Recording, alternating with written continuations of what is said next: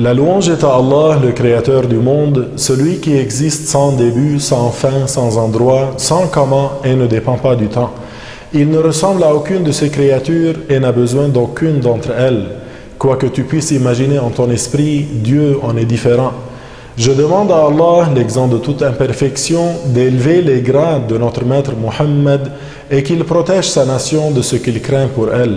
Chers frères et sœurs, bienvenue à toutes et à tous pour ce dernier épisode de la saga des signes de la fin du monde. Dans les épisodes précédents, nous avons vu ensemble les petits signes de la fin du monde et une partie des grands signes. Rappelez-vous, c'est l'arrivée de Al-Mahdi, le bien guidé, qui marquera la fin des petits signes.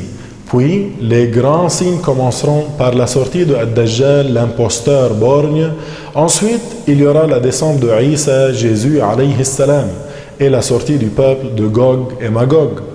Nous exposerons à l'instant les autres grands signes de la fin du monde. Il y aura en quatrième place le lever du soleil à partir de son couchant, c'est-à-dire que le soleil se lèvera du côté de l'ouest au lieu de se lever de l'est. Cinquièmement, il y aura la sortie d'un animal particulier de la terre qu'on appelle Ad-Dabba, dans le sens d'une bête. Cet animal, cette bête, parle aux gens et distingue le musulman du mécréant. Elle les reconnaît et personne ne peut s'échapper d'elle. Elle marquera le mécréant et le musulman musulman.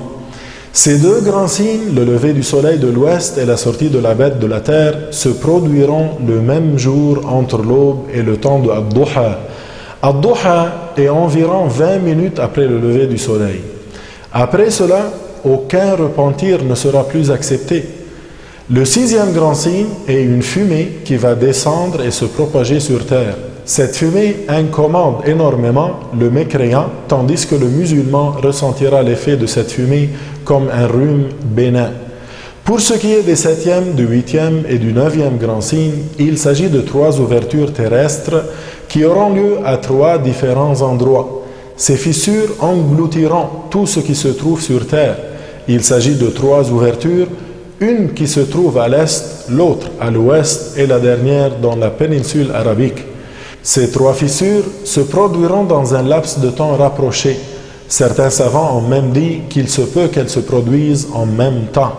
Et enfin, il y aura un feu envahissant qui va venir du fond d'Aden, Aden, qui est une terre au Yémen.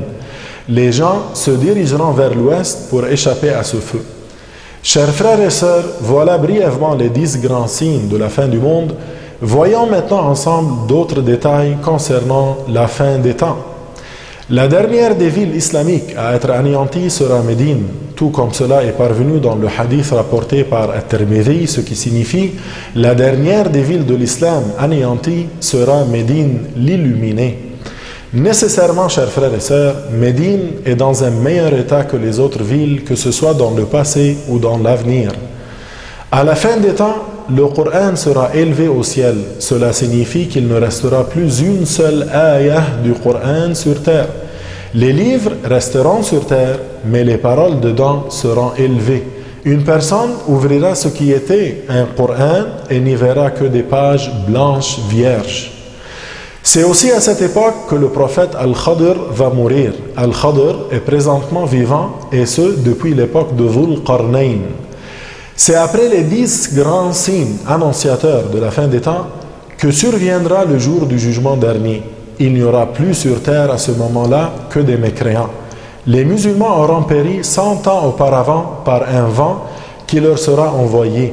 Ce vent passera sous les selles des croyants qui en mourront. La vie dans ce bas monde se terminera donc sur les mécréants. Le commencement du jour du jugement dernier débutera par l'ordre qu'aura reçu l'ange Israfil de souffler dans le corps, qui est un instrument dans lequel il faut souffler et qui émet un son. Ils seront terrorisés en entendant ce son terrible au point que leurs cœurs en seront déchirés et suite à cela, ils mourront.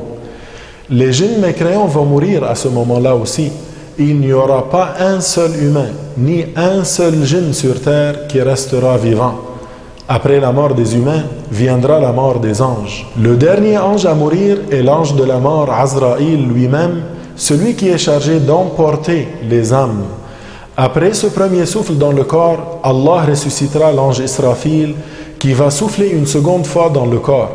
Entre le premier et le second souffle, il s'écoulera 40 ans. Au deuxième souffle, tous les morts reviendront à la vie et sortiront de leur tombe pour se diriger au lieu de l'interrogation. Les gens seront interrogés sur ce qu'ils ont fait dans cette vie du bas monde et leurs actes leur seront exposés. C'est le jour du jugement. Que Dieu fasse que nous soyons agréés par lui, le très miséricordieux, et que notre jugement soit en notre faveur. Que Dieu nous accorde son paradis éternel et nous y fasse entrer parmi les premiers. Amin. Chers frères et sœurs, la louange est à Allah. La saga des signes de la fin du monde est désormais complétée. Comme vous avez pu le constater, le jour du jugement dernier approche à grands pas. Les petits signes de la fin du monde se multiplient, conformément à ce que notre prophète nous a appris il y a 14 siècles déjà. C'est pourquoi je vous recommande, ainsi qu'à moi-même, d'apprendre la science de la religion que Allah a créée, l'islam, cette religion honorable. Apprendre nous permettra de se préparer à ce grand jour. Celui qui n'apprend pas ne sera pas prêt au jour dernier et regrettera ne pas en avoir fait suffisamment avant de mourir. Mais à ce moment-là, ni regret, ni remords, ni repentir ne seront possibles. Alors, profitez de vos jours présents, de votre santé et de votre jeunesse pour apprendre et surtout appliquer les bons enseignements islamiques qui seront, Inch'Allah, la clé de l'entrée au paradis, qui se fait en accomplissant ce que Dieu nous a ordonné et en évitant ce qu'il nous a interdit. Enfin, je vous suggère aussi fortement d'œuvrer dans la propagation de cette science essentielle. Barakallahu fikum. Que Dieu vous protège, que Dieu vous récompense, et je vous dis à la prochaine pour une nouvelle saga tout aussi passionnante, Inch'Allah. À très bientôt.